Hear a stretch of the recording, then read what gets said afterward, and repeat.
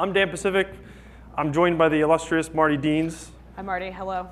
So we're going to go through a very conceptual class that's going to have some very real-world examples attached to them.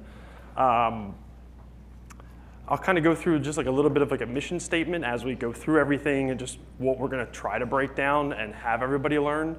You're going to see me probably go into some like really weird workflows that hopefully you guys have not traveled down that path yet. It was kind of new when I exposed a lot of this stuff to Marty, so I'm kind of hoping everybody learns a little bit of something here. So this is me, my wife, and my one-year-old son. So I'm a technical sales specialist for Autodesk's Make portfolio. So I deal with a lot of the specialty brand products that Autodesk has in manufacturing. So I am a Swiss and term mill expert that has used a number of different types of CAD/CAM softwares throughout the years. And through using a variety of different of these softwares, they all kind of have like the inherent need of like what it takes to make a pretty decent toolpath from that. So I kind of put this class together to basically show you guys just a lot of the things that I've learned throughout the couple of years that I've been using CAD/CAM that translates between a lot of different software. So what I show here is something that you could basically take and then reproduce in just about any other CAM software that you see out there. They all kind of have the same type of structure that really breaks down a lot of these toolpaths. So me and Marty are going to take you through this class, and like I said, we're going to get into just what makes a surface, understanding what surface geometry is, how that surface basically breaks apart, and then what a toolpath algorithm looks at with that surface to then generate it, basically. So understanding those key concepts can kind of help you to create some very funky shapes that deal some very unique toolpaths that you might not thought you would have been able to generate without that. So with that, you know, I did do this class at AU, but it was a very like CAM agnostic type of class. Like I didn't do very many specific Fusion workflows or feature CAM or part maker or power mill workflows, but in this class I decided to break this down and actually explore a lot of different key workflows that are specific to Fusion and how we can take this concept and apply it to that. So we are going to start very slow before I start really throwing some weird things at you guys. And we're just going to start with like what everybody basically uses now as in terms of surfaces, right? You've seen it a couple times already this week, right? Patch surface, everybody basically uses a patch in some form or another. We're going to actually explore and take a little bit more of a deep dive into what a good patch surface is and what that surface is looking for, how it attaches to adjacent surfaces, what makes it tangent, just give you a little bit more information on just like what a simple patch is. You then have like your very basic check surfaces, drive surfaces, how they interact, and then ISO curvatures in line. So because this is kind of focused on a multi-axis class, what I always tend to find myself doing is I lean more towards ISO toolpaths to drive good multi-axis toolpaths. Because what they allow me to do is basically create a free-form shape to where the toolpath follows the ISO curvature. So a lot of times models aren't drawn with that intent, so you have to do a little bit of modeling for manufacturing, for lack of a better term, to produce a good toolpath, either underneath of it, on top of it, however you kind of think of those specific terms. So you've seen patched holes, right? I mean, patched holes are relatively simple. This is a little bit more of a patch that shows a couple of different things of putting a lid over something so that the toolpath doesn't just like dip down into it, right? Like if we just tried to blanket finish this, and this is just a simple rotary toolpath, it's going to look at all these surfaces. Even if I try to deselect them, set them all as check surfaces, I'm going to get a bunch of weird tools that want to dip down into each one of those cavities, unless you decide to then patch it over top of it, right? So the art behind it of patching that entire surface and then blanketing an entire toolpath over top of it produces a nice continuous finish of a toolpath, right? I have one start, one stop, we're linking all the way around it. You know, very, very basic patching. And I'll jump into, I will do an example of this, but I do want to talk about like some of the things under the hood of patching before I start showing you a workflow involved with making sure that you take some of these things into consideration. So the first thing is like understanding what like continuity is. So in Infusion, you have a couple of different options as far as like tangencies and continuity when you're patching. You might not have seen them because it's not very like highlighted for you unless you're actually going to look for it. But you have 4 different types of continuity, and probably the most common one is that like G1 tangent continuity. This is like a very rudimentary breakdown of how like each one of those like G curvatures kind of passes in a software aspect. I believe I stole some of these from Inventor, actually, of how it like handles where the bend happens and where the continuity comes from. So like very, very simple, right? No continuity is I have 2 lines, they don't even touch, there's no continuity there whatsoever. G0, obviously there's 2 curves that touch, but it doesn't matter where they touch as long as they are touching. And then tangent continuity is to make sure that one curve has the same continuous curvature and they marry together very, very evenly. And then you get into G2, which, I mean, I doubt anybody would have to ever like get into like that type of continuity with curvature. So taking into consideration the different types of G that you can apply to a lot of this continuity, there's also a couple of other things to take into consideration when you're patching surfaces, which is tangent surfaces. So where are we actually pulling that continuity from? So if you imagine patching a surface, there's always a common line between those 2 surfaces.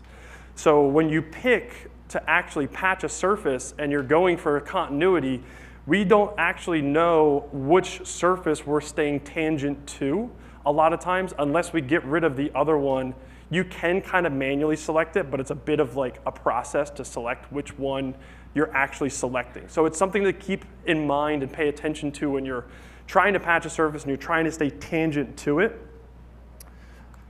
And I figured I would show you a little bit of a breakdown of like how this works. So if I'm going to patch all these surfaces and taking into consideration like keeping tangent to some of these surfaces, the first thing I'm going to do is like eliminate what I don't want to pay attention to.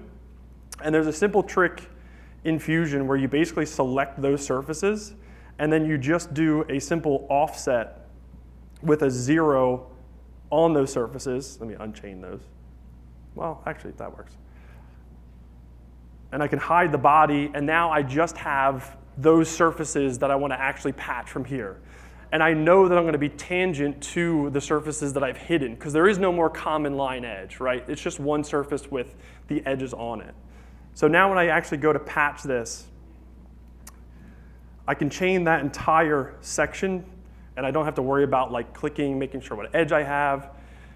And if I expand this, you'll be able to see that continuity option of how we want to actually keep that patch tangent, right? And it's all built off of that surface. Hopefully I didn't lose anybody already because this is the simple stuff. Right, so this is just like something to think of when you're patching, right? It's a very simple process, but there is a little bit more of, you can go as deep as you want to with like keeping things tangent when patching, how that surface is going to blend, right? If it's just a flat surface right over top of it, the toolpath is going to want to follow that in a straight line versus like keeping the curvature as you're running the toolpath over top of it. So little things like this, the little details kind of add up when you're sort of looking for that like perfect toolpath to get.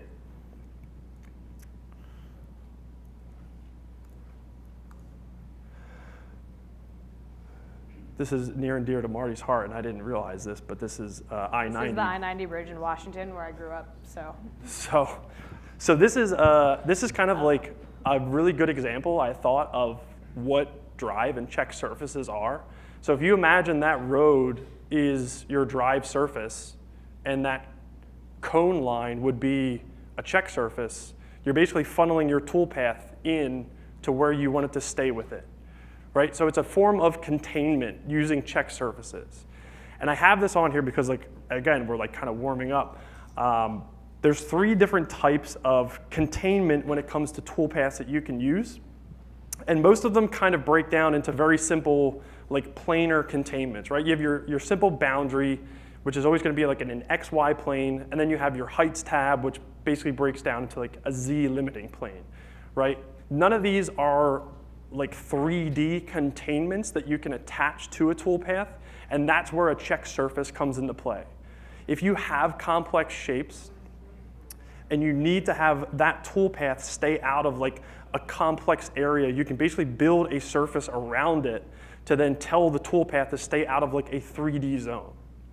So something very, very simple that I'm sure a lot of people in here do instinctually, but this is kind of like the beginning stages of this, right? The simple processes of using surfaces to drive the right toolpath that you want. So using the 3 methods, and this is something that I wish Al was in here because I would yell at him, because I use a lot of check surfaces when it comes to multi-axis toolpaths, because you're trying to keep that toolpath out of a 3D area, and it's really hard to contain a multi-axis toolpath in very simple planar boundaries, right? X, Y, Z. I need to keep it out of like a 3-dimensional zone. So building a lot of those check surfaces around in like very like complex shapes helps to maintain that toolpath staying exactly where I want it to be. And I just added this in here because you basically have one option when it comes to check surfaces, which is a offset value. Basically, clearance, if you add more clearance, all it does is offset that surface you've selected to basically build that box bigger. It's the same thing as if you add thickness or remove thickness from a toolpath. You want to imagine the tool you're using has a silhouette, and the tool either gets bigger or smaller based on that thickness value that you add. So that's like kind of under the hood, like what we are actually offsetting with those values. Just to double tap on this really quick, for 3D, you could have just drawn a boundary around it and it would be projected down, it would be fine for a 3D toolpath, because like that level of containment is going to be fine. For multi-axis is where you need that kind of 3D keep out zone, and that's why check surfaces are going to become important. Yeah. So that's where the multi-axis part is really driving the need for this. I told you not to interrupt me, but no, I'm just kidding. Thank you, Marty. Oh, Did you have a no. question, John? Is there a reason why you can't separate a void touch? To have some that we want to touch and some that we want to avoid? You kind of can, but you have to like separate the models or the surfaces from a body, and then you can select what you're machining and then only keep avoid surfaces selected. The workaround would be using the model checkbox and Yeah. putting things you want to touch in the model, and then using a void to keep it away from other stuff. But I asked that exact same question like 3 years ago, and I totally forget the answer.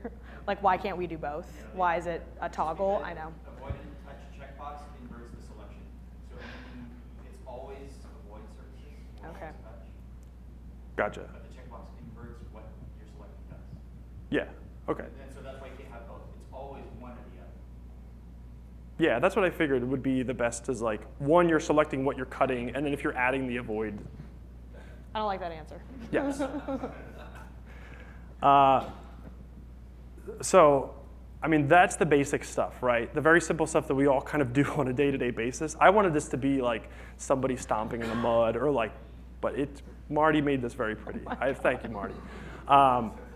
So this was, the beginning stages are something that like we all kind of inherently do, whether or not you know it's using surfaces to drive the right toolpath that you want.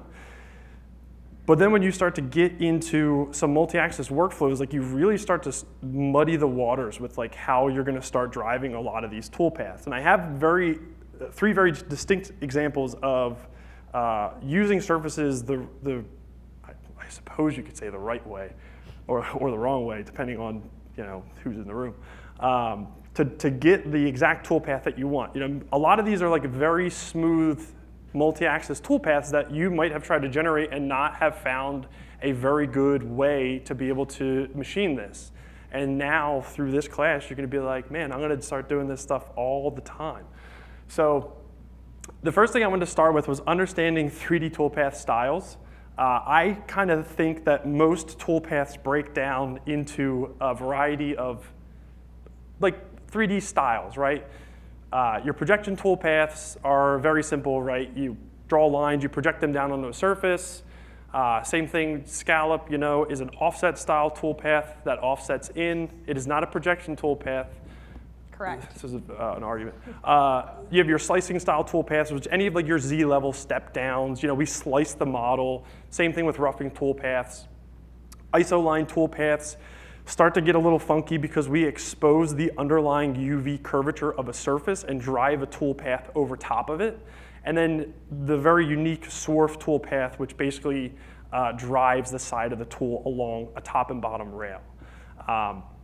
The last two are basically our options for multi-axis, or at least that's kind of where I live if I'm trying to do multi-axis. And we have two really good examples in Infusion to do them, and one of them being a multi-axis flow. So if you don't understand what the UV curvature of a surface is, I'm also going to explain that. But this is a good visual representation, and you can actually highlight this in Fusion to expose texture mapping controls to be able to see this.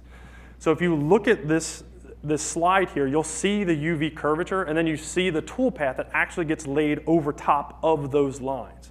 So those lines are very distinctly driving how the shape of that toolpath is coming out.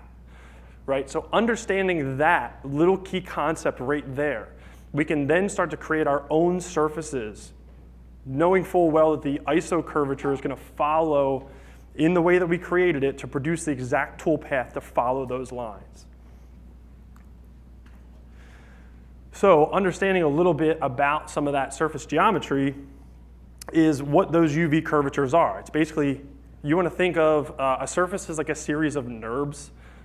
Basically, it is just like a series of points, and there's a bunch of underlying lines that make up like a blanket surface. Whether the spacing is like a tenth or a thou or however granular that surface can be, under the hood, this is basically what all surfaces are made of. And they all have a very distinct U and V direction that they're drawn in. And these UV directions are X and Y. So U is X, V is Y. It's easy to think of because if you chop off the bottom of Y, it's V. At least that's how I think of it. You chop off the bottom of X, it's also V. So. Shit. That's a good point. That's why you're here. Sorry. You're going really deep. Keep going.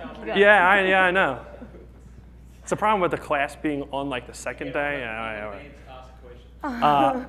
So understanding this UV curvature, right? And a lot of times we get these complex surfaces in, and a lot of times they're not actually drawn with this in mind. They're drawn just to make a part. And I have a couple of examples of like bad UV curvature and good UV curvature, and one of them is like a surface that I made versus a surface that a mechanical engineer might make to just like get a part and have it look like a part and then send it out the door. But these things are very important when we're generating toolpaths, right? Because we're looking at that surface to generate these. So a bad ISO example is this surface right here, which is basically like if you made just like a flat sheet and then cut it out for that shape, that's the ISO curvature you're going to get. If you sweep a curve along a path and have it run the right way, you're going to get good ISO curvature from that toolpath, right? If we tried to generate a toolpath from both of these, we would get two very different results from it. So understanding that, if you looked at that on like a very base level, you would have no idea that one would generate something completely different, but the skeleton of that surface makes a very big difference in how the outcome plays out. So outside of that UV curvature, you have your surface normals, and I figured I would just bring this up because it's a very overlooked thing that is very simple. You have your right-hand rule. You got U, V, your surface normal. Sometimes it's considered N. So if you want to think of like the way that the UV curvature rolls, N is always pointing up from there to have your surface normal. So a lot of the multi-axis toolpath in Fusion is drawn off of surface normals. So if you can see the vectorized one on the right, it has all the surface normal fields, so we can kind of account for how our tool axis is going to be controlled off of that surface from there. All right, so we're past concept, right? Now everybody has an idea of like what I'm going to start like digging into. If I need to finish a part like this, And I'm a turn mill guy, so this is a turn mill part. And I need to finish this barrel. I don't want to split this up into a series of different sections to machine it because I'm going to have a bunch of witness marks, probably going to gouge, I'm not going to have good blends. I want a good continuous machining tool path on here, right? Something that you've probably looked at and you go, oh, well, Fusion doesn't have good multi-axis. I'm not going to be able to do it. But given a couple of tricks, I would say, you can generate a toolpath like this very simply. So this is like the first stage of getting good ISO curvature to drive a good multi-axis toolpath. And like I said, I'm not going to beat you guys with just all concept stuff. I'm going to take you through my dirty workflows. That's why we have the hand holding dirt, growing a flower out of it, getting dirty to make something beautiful. See, we took care of you guys. All right, so workflow-wise on this, right? If I went into manufacturing, if I tried to slap down a flow toolpath on all these surfaces, you kind of saw what happened, right? Like it's going to try to blend these together, but it's not going to do a good job, right? And then even trying to keep like smooth multi-axis control between those blends is going to be very, very hard. Just to show you too, I have to be in modeling. In the design space, you can highlight your model, you can right click, and you can say that you want to see the texture map controls. And the display mode for UV diagnostics will open up that UV curvature of the model for you. And you can select like specific faces if it's split up. And like right here, you look at it and you go like, oh, like that actually follows like the path that I want. But it's a split up surface. And a lot of times with those split up surfaces, it's never going to generate like very cleanly. I want one continuous smooth surface to transition from there. So what I'm going to end up doing, right, is this is surprisingly a simple enough part to where I'm going to make a sketch. And from that sketch, I'm going to rip the 3D geometry from this face. So there's a button under Create, under Project Include, that you can include 3D geometry in a sketch. This is planar, so I could just project the entire thing. But I'm just going to select this, and it's the face that I have selected picks that 3D geometry for me. And to do a 3D sketch, you have to turn 3D sketching on in the sketch. So if you start doing this and then you realize that include 3D geometry is there, is not working, make sure you have 3D sketching on. Perfect. So here, I basically have the skeleton that I need, right? And I want to make a continuous toolpath, but get rid of some of this other stuff in here, right? So with the 3D geometry, I can just delete basically everything that I don't want just to get it out of the way. Just how I kind of like to work from here. And I can do an extrude from here to try to create one surface. The problem lies if you try to do this with the surface tools, what ends up actually happening is it creates a new surface, but there's still individual surfaces. But I figured out that if you actually use the form tool and jump into T-splines, you can actually create a single smooth surface to transfer from here. So I probably should have called this form the multi-axis toolpath control you never knew. So Dan talked about G2 continuity earlier and was like, yeah, whatever.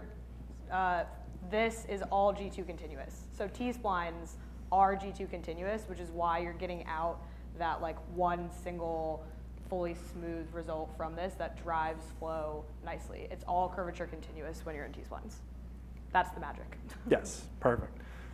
So when I do an extrude here, I get the ability to set a series of faces, and depending on like how many data points I want, I could set like 100 faces, 200 faces, or 10, right? It's all just going to smooth out that tool path or not. And when I create this extrude, I'm just going to throw this in like a random spot, right? And then I go to then convert this T-spline into a surface. I have one continuous smooth surface to now drive a isoline toolpath off of. right? So before, where we would have had to select those individual surfaces and creating them and extruding them would have like been better than what the original model would have had. Now, when I jump into this manufacturing state and I say that I want to do a flow, and I select that toolpath or that surface, and then we'll just turn on use multi-axis.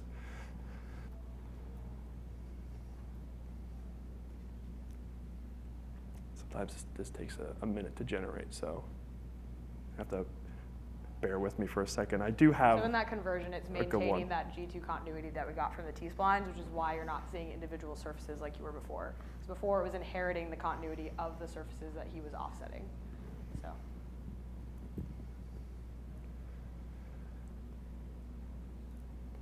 That one doesn't want to calculate for some reason. But this generates this is basically off of like the same exact surface that I had in there. But this gives you a smooth surface that you can basically see that if we're attached to the surface normals, let me just dock this for Marty yells at me about that. If we look at the toolpath itself, I'll speed it up to slow it down. We're maintaining have that surface normal. We're following the ISO curvature. And the toolpath is going to have a nice smooth transition into that radius, up the wall, back down, and follow it all the way around because it is one continuous surface, right? We're not trying to blend them together. We know the lines that we need to follow. And we only get, the best part is one entrance and then retract out of there. Want to turn on show axes real quick, just for fun? Yeah. So when you're simulating a multi-axis toolpath, you can turn on the tool axis display. And I mean, there's a lot of them sometimes. It can be a little difficult to see, but if you're seeing things look funky, this is pretty helpful. That is pretty. It's a lot. That's a lot. Sometimes, yeah. There's a lot of data in there. So, but you can already kind of see just like a little bit of knowing the ISO curvature, how to kind of build a tool or surface around driving that tool. So that by the time that you actually go to machine this part, half of the time you're not even essentially looking at what that body is, but the surfaces that are underneath of it, machining that, giving you a nice continuous surface from there. If you want to modify that surface, because of some other physical constraints, do you want to do that before you can convert it with the still T-spline, or can you like slice a plane through that and still get a good flow toolpath? You could, I think if you turn on the design history, you can go back to modifying the T-splines to then update it down the line. I think it depends on what kind of edit you want to make. If you just want to like slice it in half, I would say do it after. But if you want to like really mess with it, then you want to do it when you're in like form mode because it's going to maintain that continuity. Yeah, if you're just like cutting like that little lip at the end and you're just like sending something planar through it to cut it after the fact, it'll be like a much smoother cut. Yeah. And that's not going to screw up like the underlying like skeleton basically. When you create that surface, you selected 50 faces. Yes. What's driving that? What if I would like 10? What resolution? So that is all under a lot of the T-spline stuff. So you can basically like the points that we selected, right? So there's like the two lines, the arc, and then the other arc around it. And then we're like even point spacing around those continuous lines. So if I want like 10, it's basically just gonna draw 10 and like run rails across it. So it's underlying a curve for you that you're point distributing around that continuous curve. It's like a resolution, Yeah. So the more you put in, the more tightly it's going to follow the driving sketch in this example. If you talk to any industrial designer, they'll be like, oh my God, 50, I can't believe you did that, because they work where they want like the least number of surfaces. For our purposes, we're trying to follow that existing face as closely as possible. So we're gonna put in something a lot higher, like 25, 50, whatever, which isn't like Yeah, if you did normal. like 10, you could see that it's like, it's kind of very distorted because it doesn't have enough points to follow what you want. Spacing wise too, you can make it uniform spacing or based on like the continuity curvature. The more points you give it is just like a much smoother transition, and like putting something like 75 in here is gonna yell at me, so. Yeah, it'll yell at you. It'll say like that's a lot because Yeah. it's not built to like do that many basically, but it'll follow, you know, the line more. Yeah, nicely. so that like, I mean, you can see like how it kind of smooths everything out, the more faces that you give it. Question? I was curious if you've ever gone into edit form and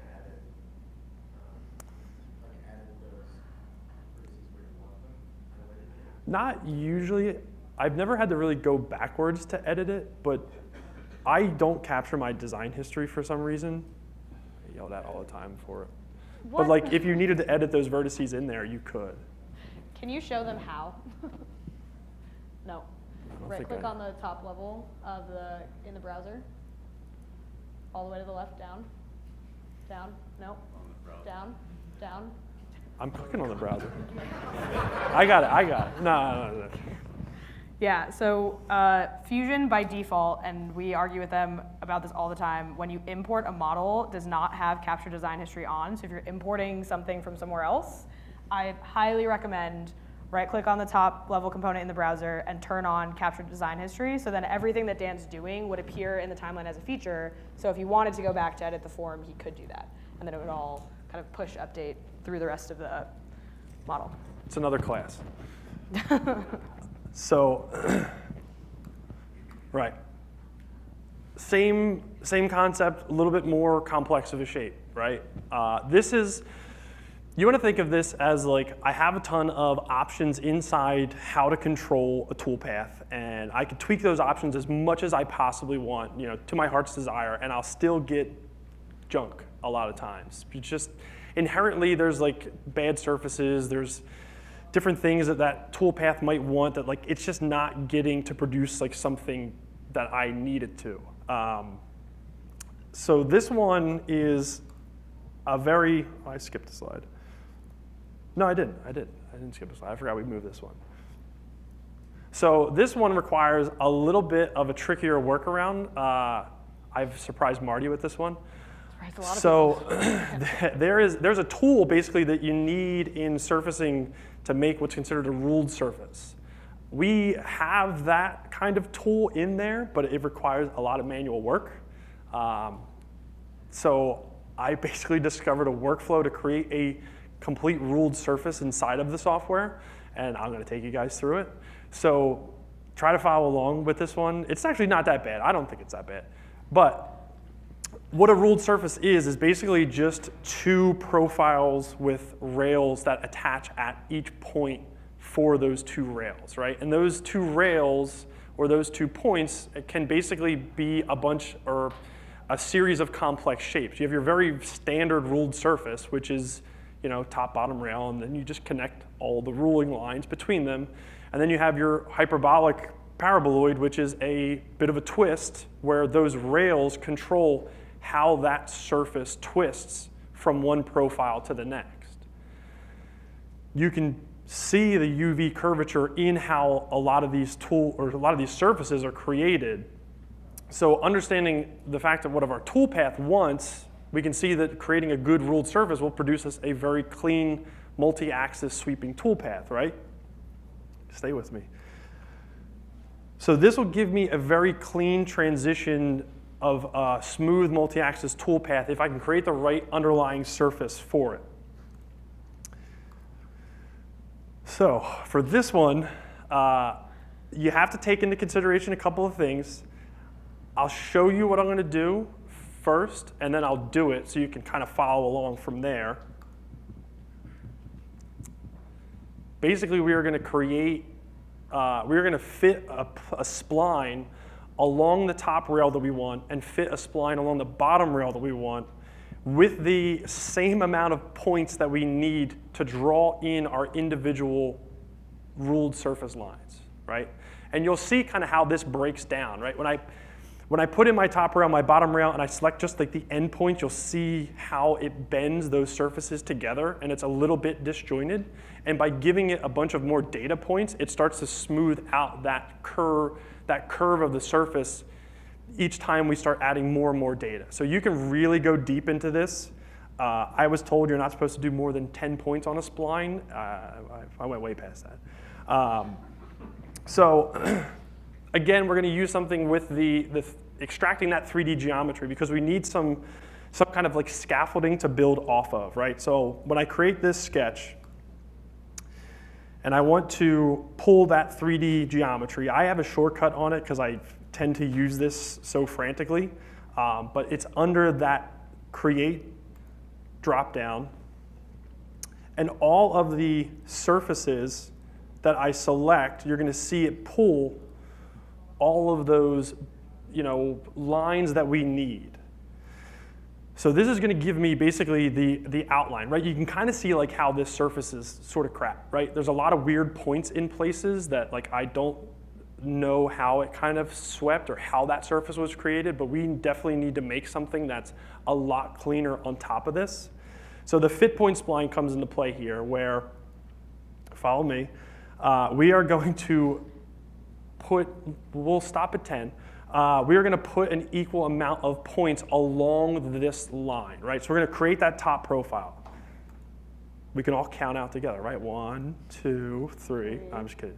But seriously, like you want to have those equal points. I already screwed up. I'll delete this. But you're basically going to snap each one of these points, right, and make the spacing what you want for those. Just make sure I don't have anything snapping onto this. You want to make the spacing equal to like what the rails that you're going to have. And I know this seems like a little mad as far as like recreating a surface goes. The more points that you give this, the cleaner of a transition you're going to have when we twist these surfaces together.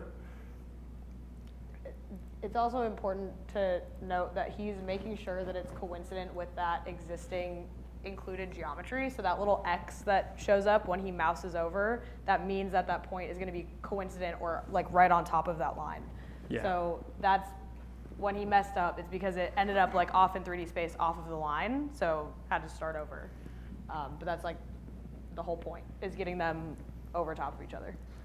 Yeah, you're using that projected geometry as a guide rail to make a continuous profile over top of it. And I'm not going to count them out and make sure that the spacing is equal. I got to talk to Patrick Rainsbury about making an API to make these equal. Yeah, 3D sketching has to be turned on to include that 3D geometry and then also to create a 3D spline. Yeah. Mm-hmm. So I can turn off that projected geometry after I draw those two rails in. Did you have a question on? Yeah. When you're doing this, what's the tolerance like though? I'm just wondering about creating the surface against the actual model. It is whatever you select those points to be, right? So like you're going to want to make sure like you're on those lines like pretty tight. Like if you're trying to have a like a very like tight tolerance on top of that surface, you're basically going to have to make like a bunch of points to make sure that like it stays together with that sweep. I mean, I know you're not done yet, but what would be a way to test the surface you're creating against the model surface to see if there's any variance? You could do like a comparison on the sim to check the surface you created against the model to make sure like you're within a certain amount. But yeah, it's like you're reverse engineering basically from this point. So like there's always going to be some leeway when you're reverse engineering. If there was, exposing a lot of workflows, what it does is it lets our team know to kind of make these a little bit smoother and then allow like extractions of curves for fit point splines to where we could have them have like a tolerance against the model or something for that easier. Again, like I said, I am going way out in left field with creating a lot of these, so. I don't know if we have a tool to check that, like beyond, I think doing the simulation, like the comparison simulation is probably like the closest thing you could do, but that's still pretty like visual. Yes. I don't know if there's like a actual like show me the difference between these two surfaces. I don't think that exists yet. It's just a visual compare. Yeah.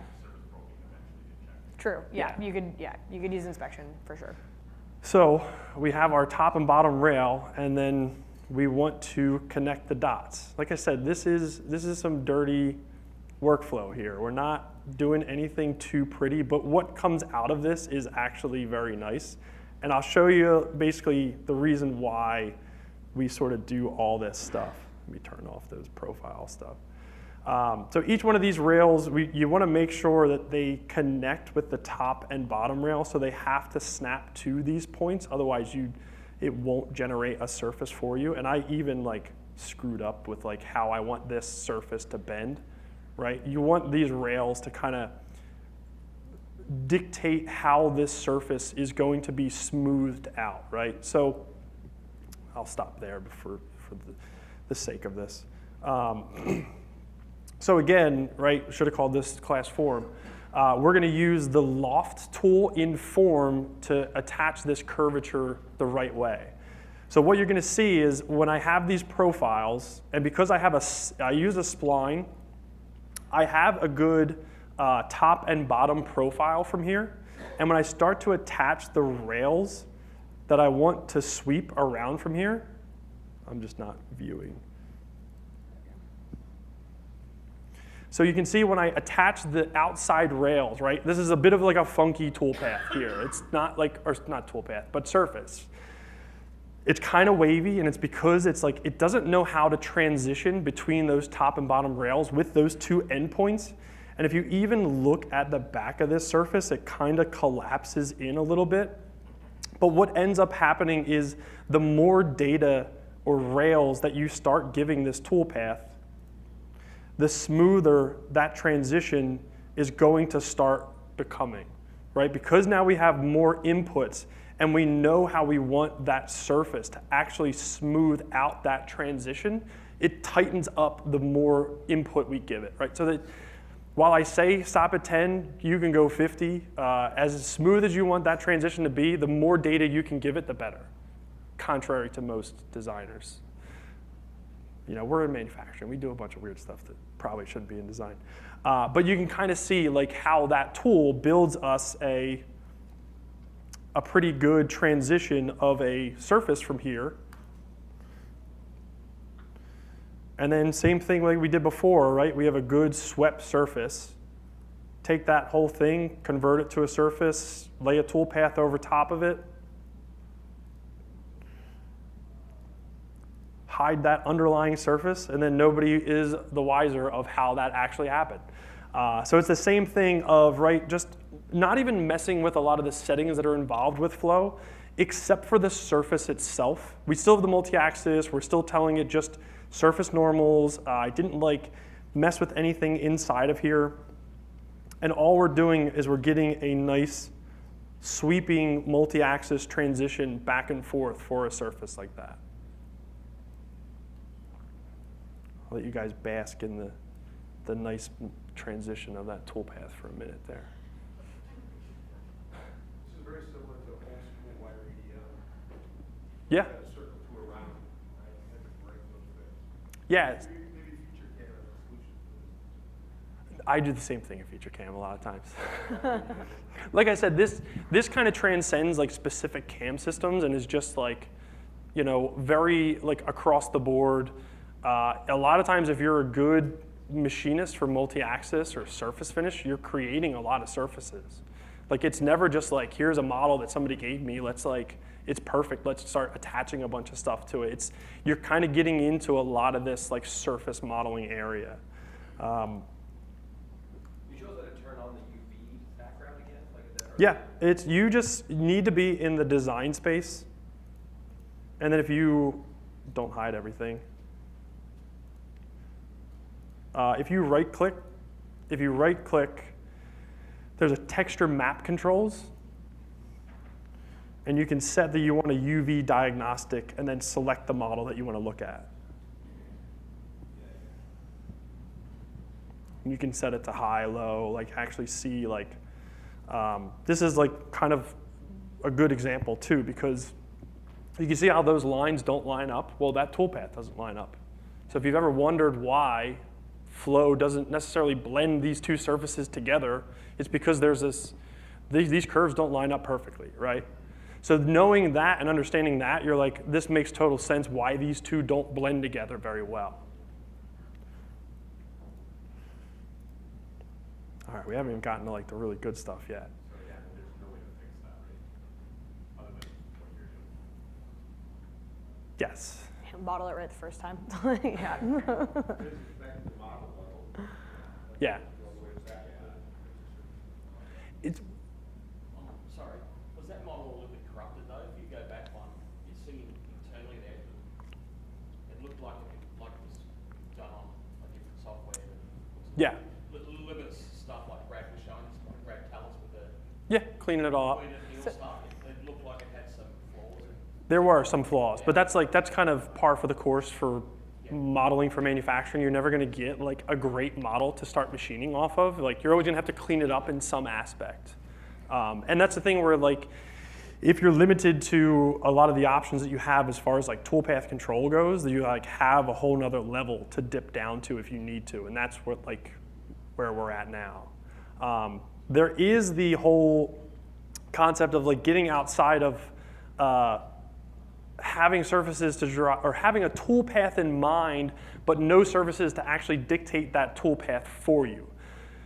That leads us to this toolpath. So this is something that I did for another customer who doesn't use Fusion. They use a different software, but I was able to replicate it in Fusion, and I felt like it was a very good workflow to kind of, I didn't say workflow, but it was a very good toolpath to show you how to achieve something like this, right?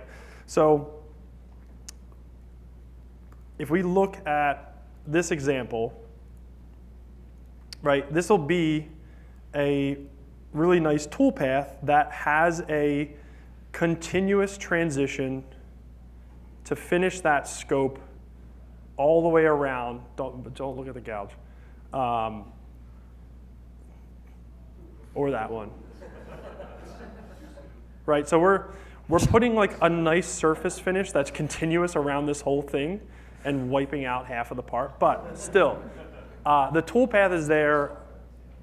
Like I said, we're not going to toolpath settings. We don't need to worry about retraction That's right easy now. to fix. That's not the point. Just make the tool like that much longer. But something that like if we looked at this part and we wanted to really drive that toolpath, there would be almost no way for us to actually get that going, right? But understanding that we have to get into some surface manipulation or surface creation to start driving some of these more complex multi-axis toolpaths, then we start going down that road of getting into a little bit of design for that. Something like this is a little bit more sketching than I would say anything, because the nice thing that I like about Swarf is you can give it a top and a bottom rail, and those toolpaths are driven from those two rails, right? The bottom rail is the tool cutter and where it's going to, and then the top rail is the axis control of where that is coming from, right? Very simple. Knowing those two conceptually, you can take that into the software and then create your own top and bottom rails. So using some of the 3D sketching, and I'll show you how I did this one.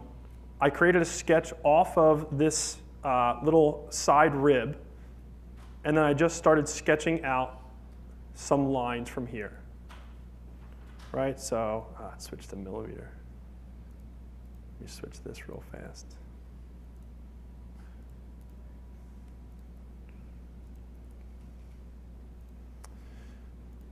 Right, so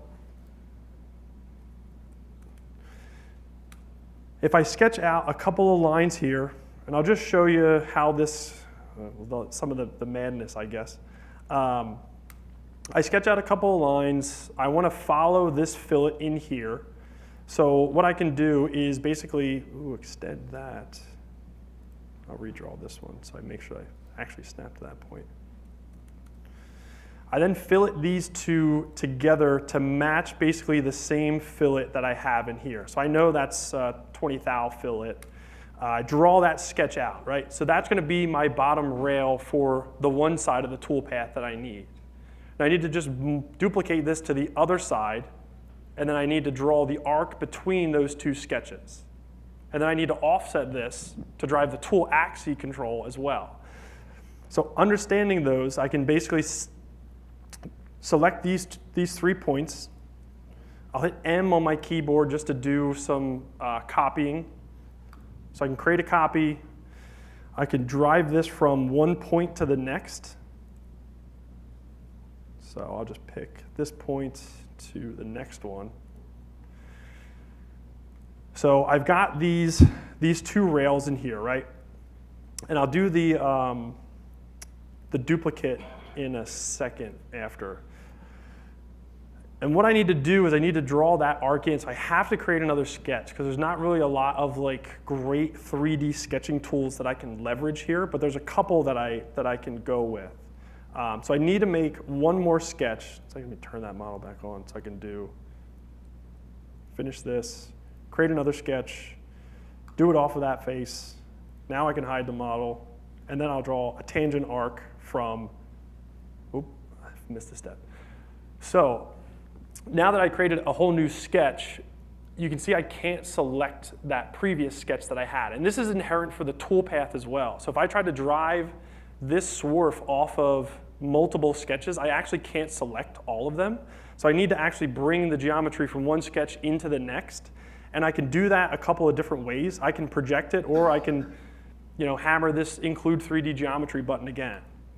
So this will allow me to select those sketches. And because I'm in the new one, it's projecting those into my current sketch. And then I can create that tangent arc from there, right? And if I turn off that opposite sketch, this is what you get. So this is something that I need to do basically for driving that toolpath. Because if I didn't do it, like I try to select multiple sketches, it doesn't highlight, doesn't let me actually use them. It becomes kind of a pain, but projecting in from one sketch to the other cleans a lot of that up. So from here, I then want to just take, nope, I have to actually do it in the other one. So when I have that line, that's basically going to be my toolpath line. I then want to do my axis line too. So I make another copy. I drag that out. Let me actually hit create copy first. I'll select everything, hit M. Do you still want to be in that sketch? No, I don't want to be in that sketch. Edit that first sketch. Select those lines. You can do this all in like one time. I just wanted to show you kind of projecting from one to the next.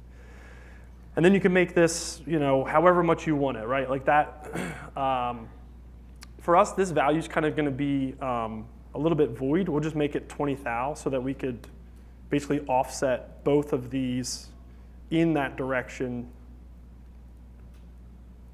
20, hit OK, finish my sketch, jump back into that previous one, reproject those lines. So we're getting into a little bit of duplication on the work, right? But repetition creates. I forgot. I completely lost my track of thought when I was like in the middle of saying that. It sounded so corny that I was like, I don't even want to finish it. But anyway, right? We got our sketch done. That's all that matters. It's not easy to do this live, guys. You got to understand. I'm trying to be comical. I'm doing this. I'm under a time crunch. I got 2 minutes left. Here we go. So this is basically a wireframe swerve. And a wireframe swerve. Wireframe swerve. You want to take over Keep from going. here, Mark? No, you're good. You're good. A wireframe swerve. You're right. We have those top and bottom rails. So what I want to do is I want to select the bottom of the tool rail first. It highlights blue, and then I select it again, and then there's a, oh, Jesus. And then when I select it again, it opens up that I'm going to start selecting more lines, and there's a bug in the software. It doesn't show you what I selected. But if I add it, it allows me to select that continuous sketch. Because I projected everything into that one, right? If I had left them as separate, and I would have showed you, but for time, I then go through and I select the control of the tool axis, right? Same thing. Shows yellow, I select it again, I add all my points, I hit OK. And it generates on the wrong side. I was gonna walk off the stage after that, but now it's. Then we have our swerve, right? So if I again, the best thing you could do is hide all your sketches and just show somebody your toolpath. And that's all they need to see, right? They're just going to look and be like, I don't know how you did that, but everything looks so great. And then you have your multi-axis swarf finishing toolpath, right? All right, look at that. We are ending like basically right on time. I do have another example to go through, but it's more of just like another loft patchwork space. So I hope you guys learned something. I didn't leave any time for questions specifically. No, I'm serious. If you see me after this class, just feel free to ask myself or Marty questions. She's as much of an expert on this as I am. She'll sign your notebooks and everything for you too. But I hope you guys learned something. So